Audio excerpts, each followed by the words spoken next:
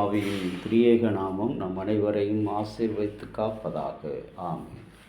கிறிஸ்து இயேசுவுக்குள் அன்பான இறை மக்களே, இன்றைய நாளிலே சிந்தனைக்காக பரிசுத்த யோவானின் பாலைவன சத்தமாக உபாகமம் 11ஆம் அதிகாரம் 26 முதல் 28 வசனங்கள்.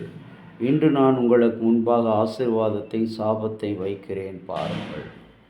இன்று கடவுளுடைய சமூகத்தில் கொண்டு வரப்பட்ட இஸ்ரவேல் மக்களுக்கு இஸ்ரவேலின் கடவுள் சொல்கிறார், இன்று உங்களுக்கு முன்பாக நான் வைத்திருக்கிற ஆசீர்வாதத்தையும் சாபத்தையும் பாருங்கள். மனிதன் எப்பொழுதுமே அவன் ஒரு சமூக விலங்கு என்று தத்துவ ஞானி அரிஸ்டாட்டில் அவர்கள் சொல்லுகிறார்கள். இவன் எப்பொழுதுமே தனித்து வாழுகிற ஒரு சமூகம் கிடையாது. அவன் இணைந்து வாழ வேண்டும், இணைந்து இயங்க வேண்டும். தனியாக அவனால் இயங்க முடியாது. ஆகவே அவனிடத்தில் 2 தன்மைகள் இருக்கின்றது. ஒன்று இல்லாத போது ஒன்று வரும். ஒன்று போய்விட்டால் இன்னொன்று வெளித்தோற்றத்துக்காக மனிதன் போல் இருந்தாலும் உள்ளரங்கமாக அவன் மனிதத்தன்மை இழந்தவனாக இருக்கின்றான். ஆகவே மனிதனாக வாழ்வதற்கு இன்றைக்கு குடும்ப உறவுகள், சமுதாய உறவுகள் அவசியமாக இருக்கிறது. இங்கே இஸ்ரவேலின் பிள்ளைகளாகிய அவர்களை அழைக்கும் பொழுது குழுவாக அழைத்து, உங்களுக்கு முன்பாக நான் உங்களுக்கு போதிக்கிற இந்த கட்டளைகளின்படி நீங்கள் நடப்பீர்கள் ஆனால், ஆண்டவருடைய வார்த்தையின்படி நடப்பீர்கள் ஆனால் உங்களுக்கு ஆசீர்வாதம். அவைகளை விட்டு வேற்று தெய்வங்களை நீங்கள் பிடித்தால் சாபம் என்று சொல்கின்றார். இன்றைக்கும் கூட ஒரு அருமையான ஒரு நல்ல ஒரு குடும்பம், கிறிஸ்துவுக்குள்ளாக வாழ்ந்த ஒரு குடும்பம், கர்த்தரை தெய்வமாக அறிந்திருந்த குடும்பம், நல்ல படிப்பு, நல்ல வேலை, செல்வம், உயர்வு அனைத்திலும் வாழ்ந்த ஒரு குடும்பம் என்றைக்கு திருமணம் என்ற கேட்டில, திருமணம் என்ற உறவில் தங்கள் கேடான வழிகளை, அந்நிய தெய்வமுள்ள வணங்குகிற மக்களை திருமணம் முடித்த காரணத்தினால் இந்த குடும்பம் சீரழிந்து சிதைந்து போனது. இன்றைக்கும் நம்முடைய அன்றாட அனுபவத்தில், சமுதாய வாழ்க்கையில் கிறிஸ்தவர்களாக, இந்த திருச்சபையின் தூண்களாக இருந்தவர்கள் தங்களுடைய பிள்ளைகளை திருமணத்துக்காக அந்நிய தெய்வங்களை வணங்குகிற மக்களுக்கு மணமுடித்து கொடுத்ததை நாம் அறிகிறோம். இதனால் அந்த குடும்பத்தினுடைய எழுப்புதல், அவனுடைய ஆசீர்வாதம் அனைத்தையும் இழந்தவர்களாக பார்க்கிறோம்.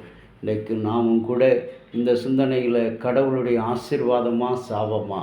இன்றைக்கு கடவுளுடைய கற்பனைகள், ஆண்டவர் சொல்லியிருக்கிறார், முதலாவது தேவனுடைய ராஜ்யத்தை தேடுங்கள், அப்பொழுது இவைகளெல்லாம் கூட கொடுக்கப்படும். நாம் இந்த கடவுளுடைய அரசை, ராஜ்யத்தை அவருடைய ரட்சிப்பை விட்டு மற்ற எல்லா உலக ஆசீர்வாதங்கள், உலக செல்வங்களை ஓடி தேடுகிறோம், உழைக்கிறோம். ஆனால் கையில் கிடைக்கிறது நிலைக்கவில்லை, அது நிரந்தரம் இல்லை. ஆனால் கடவுள் கொடுக்க நினைக்கிற ஒவ்வொரு ஆசீர்வாதமும் நிரந்தரமானது.